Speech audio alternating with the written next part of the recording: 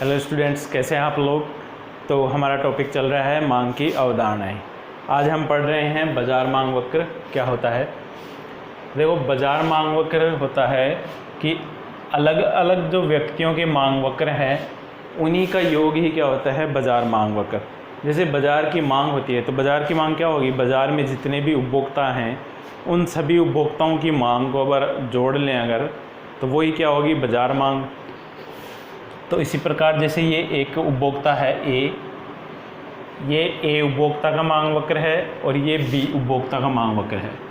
Suppose कि बाज़ार में केवल दो ही उपभोक्ता हैं, तो जो ए उपभोक्ता है वो अलग अलग कीमतों पर वस्तु की अलग अलग मात्राओं की डिमांड करता है। जैसे वस्तु की कीमत जब 20 है तो वस्तु की मांग करता है 3 इकाई की, और वस्तु की कीमत घटकर 16 हो जाती है तो वस्तु की जो डिमांड है वो कितनी करता है, 4 इकाई।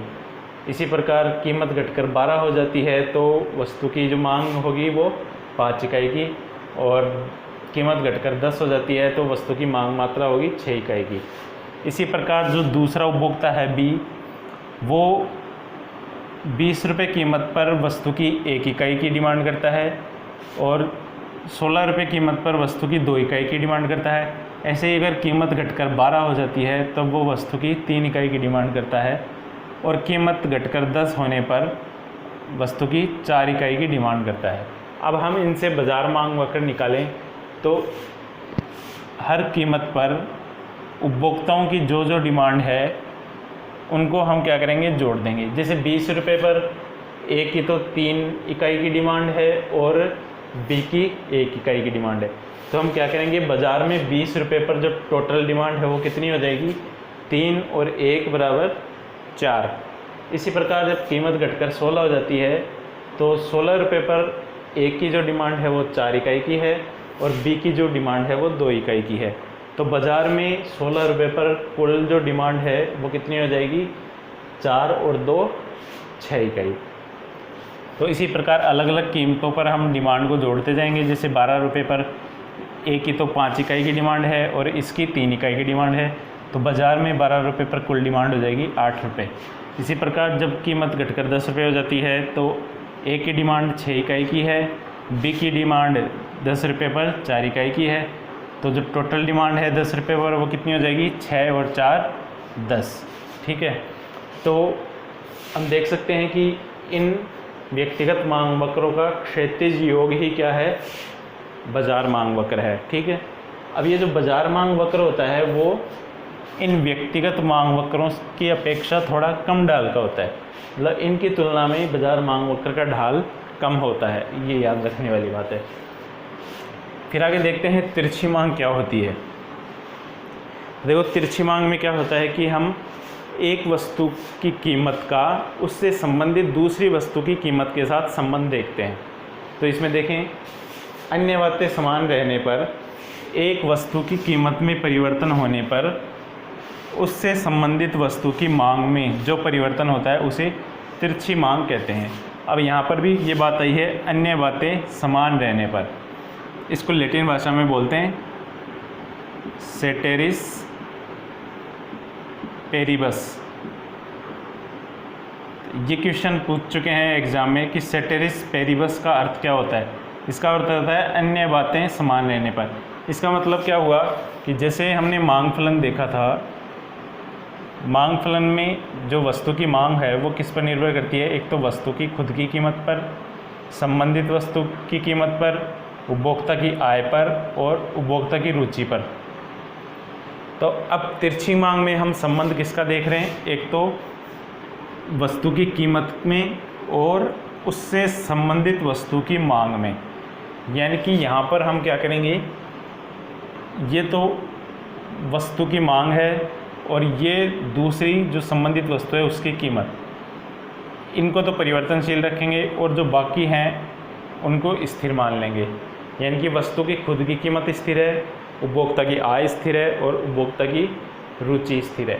यानी कि ये जो वस्तु से संबंधित दूसरी वस्तु की कीमत है सिर्फ इसमें परिवर्तन हो रहा है। तो ये जो अन्य बातें समान हैं वो कौन सी हैं, ये पी एक्स यानी वस्तु की खुद की कीमत, उपभोक्ता की आय और उपभोक्ता की रुचि, ये समान है या स्थिर है। तो इसे क्या कहते हैं? तिरछी मांग कहते हैं। अब जब तिरछी मांग है या ये जो संबंधित वस्तुएं हैं ये दो प्रकार की होती हैं। मतलब तिरछी मांग में दो प्रकार की मांग हो सकती है। एक तो होती है स्थानापन्न वस्तुओं की मांग, और एक स्थानापन्न वस्तुओं की मांग, और दूसरी हो सकती है पूरक वस्तुओं की मांग। तो हम पहले देखते हैं स्थानापन्न वस्तुएं क्या होती हैं। तो स्थानापन्न वस्तुएं वे वस्तुएं होती है जो एक दूसरे के बदले एक ही उद्देश्य के लिए प्रयोग की जाती हैं, जैसे चाय और कॉफ़ी। इसका मतलब क्या है कि जैसे कई वस्तुएं ऐसी होती हैं जो एक ही काम करती हैं। जिस प्रकार हम देखें पेन पेंसिल दोनों लिखने का काम करती हैं, ठीक है। और जैसे इसमें बता रखा है चाय और कॉफ़ी का काम। चाय और कॉफ़ी, तो चाय और कॉफ़ी क्या करती हैं? दोनों ताजगी लाने का काम करती हैं। तो सुबह सुबह कोई कॉफ़ी पीता है, कोई चाय पीता है। तो ये क्या होगी? स्थानापन्न वस्तुएं, मतलब एक दूसरे का ये स्थान ले सकती हैं, ठीक है। इन वस्तुओं की स्थिति में एक वस्तु की कीमत का दूसरी वस्तु की मांग के साथ धनात्मक संबंध होता है, वह इनका मांग वक्र धनात्मक ढाल का होता है। तो इनमें क्या होता है, देखो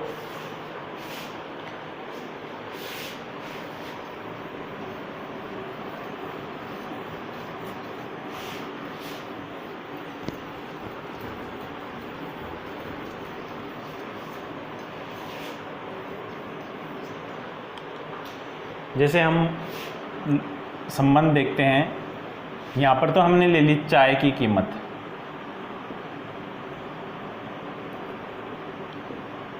और यहाँ पर ले ली कॉफ़ी की मांग।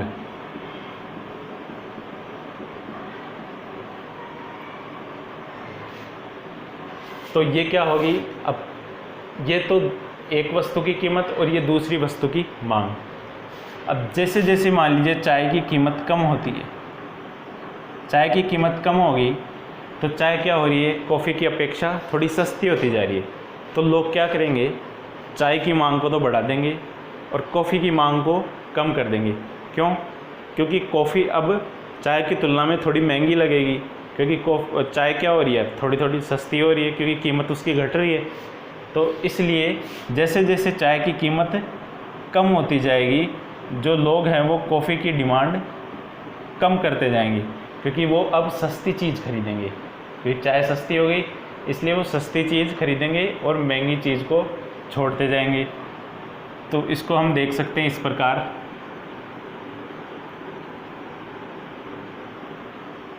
जैसे जैसे चाय सस्ती हो रही है वैसे वैसे कॉफ़ी की डिमांड कम होती जा रही है। या इसको ऐसे देखें कि जैसे जैसे चाय की कीमत बढ़ेगी कॉफ़ी की मांग भी बढ़ती जाएगी। क्यों? क्योंकि चाय की कीमत बढ़ने से चाय क्या हो रही है? महंगी होती जा रही है। तो लोग चाय की जगह कॉफ़ी को क्या करेंगे?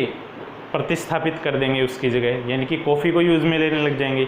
इसकी वजह से चाय की कीमत बढ़ने पर कॉफ़ी की मांग बढ़ जाएगी।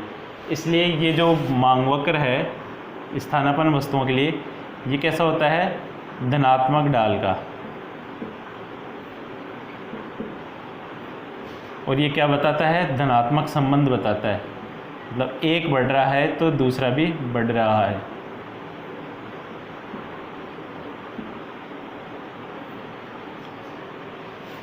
अब आगे बात करते हैं पूरक वस्तुओं की, कि पूरक वस्तुएं क्या होती है और इनका मांग वक्र कैसा होता है।